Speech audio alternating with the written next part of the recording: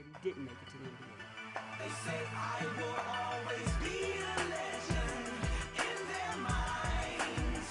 I guess that it's safe to say I'm before my time. Won't stop till I reach perfection. I'll keep trying. Forever spread my wings. I'll keep flying. 50-inch vertical, cricket in a gerbil move. Body of a grown man. What was I supposed to do? How was Ronnie so advanced? No one seems to have a clue. Dunking on you every chance. Kevin Garnett throwing oops. People screaming from the stands. Outfits golden royal blue. Wearing number 23. Averaging 32. I was gonna shoot a 3, but I prefer to take a 2. Alright. Hi, I'm Marquise Watford, and I'm only blocks away from the powerhouse Sid Marion High School where fallen superstar Benjamin Wilson played during his years. My report is about how crime affected Chicago basketball stars. I think Chicago basketball have been genuinely affected by Chicago crime. I'll be explaining 2 players who have made it to the NBA and 2 who are affected by Chicago crime, and Benji Wilson takes a huge part in that. Benjamin Wilson was born March 18, 1967, in Chicago, Illinois. He was his mother's 3rd child and his father's 1st. Wilson began playing basketball at an early age, starting at St. Dorothy Elementary School and later transferred to Ruggles Elementary School. After graduating in 1981, Wilson often practiced at Cole Park in Chicago's Chatham neighborhood so he could be his mom's ticket out. In the summer of 1983, Wilson participated in an All-American Nike basketball camp that featured other stars such as Rodney Strickland, Lowell Hamilton, and Rick Calloway. It was a landslide victory. Benji Wilson was ranked number 1. From then on, and Simeon kept winning. They kept their way up all the way to state finals.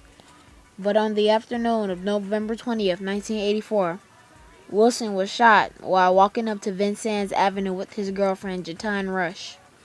There was a confrontation between Wilson and Billy Moore and Omar Dixon.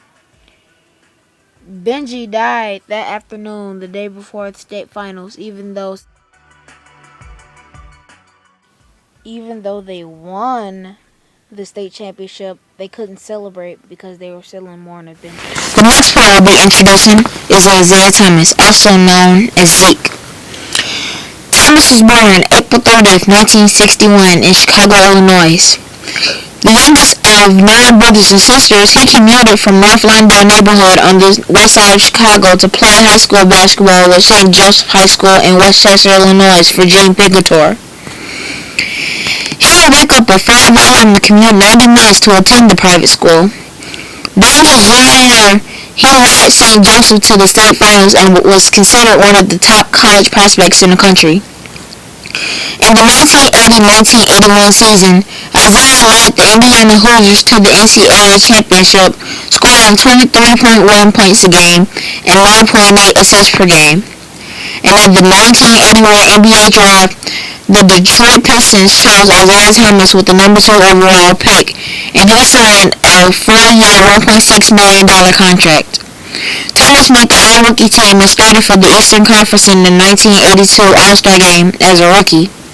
In 1989, Thomas led the Pistons to their first NBA championship against the Lakers. The next year, Thomas and the Pistons then won their first back-to-back championships when they defeated the Lakers in a 4-game sweep. The following year, Thomas was voted to the NBA Finals Most Valuable Players list on the 1990 NBA Finals after averaging 27.6 points a game, 7 assists per game, and 5.2 rebounds per game. Portland Trail Blazers. The Pistons continued to play well through the 1991 and 1993 seasons, but were not able to return to the NBA Finals as they were eclipsed by the growing Chicago Bulls dynasty. Thomas decided to end his career at the end of the 1994 season, but tore his ACL in April of 1994, forced him to end his career a month earlier. Thomas was named the All-NBA First Team 3 times and is the Pistons' all-time leader in points, steals, game played, and assists.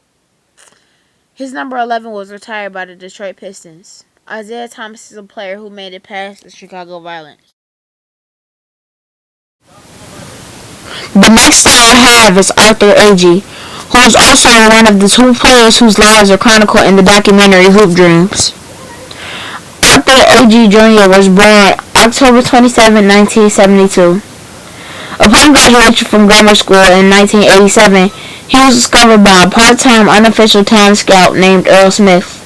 Smith convinced Agee to send Arthur to St. Joseph's High School, a private, predominantly white suburban school.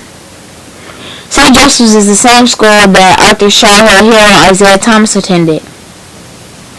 Because the school was an hour and a half away, Arthur had to wake up at 5:30 a.m. daily and take the train and buses to reach his destination. Early on his high school career, when his parents were unable to keep up with the school's tuition payments, Agee had to leave St. Joseph. Instead, he attended John Marshall High School, an inner-city school. In his senior year, he helped the Marshall Commandos win the 1991 Public League Championship and finished third for the state championship. Agee's high school was defeated by Manual High that was led by future NBA star Howard Nathan. Arthur's life was affected the most by his father, who was strung out for 2 years. Because of his bad grades, Agee started at Mineral College and went to play on for 2 years at Arkansas State on a scholarship. He is a member of the Phi Beta Sigma fraternity. After college, Agee played a few years in CBA with the Connecticut Pride. These three players have progressed the game it is today into stars such as Derrick Rose, Dwayne Wade, and Kevin Garnett. So I would thank these players and saw them because they are the reasons for a lot of after-school projects and things to keep kids off the streets and foundations for underprivileged kids, and etc. So to these three players, Go on to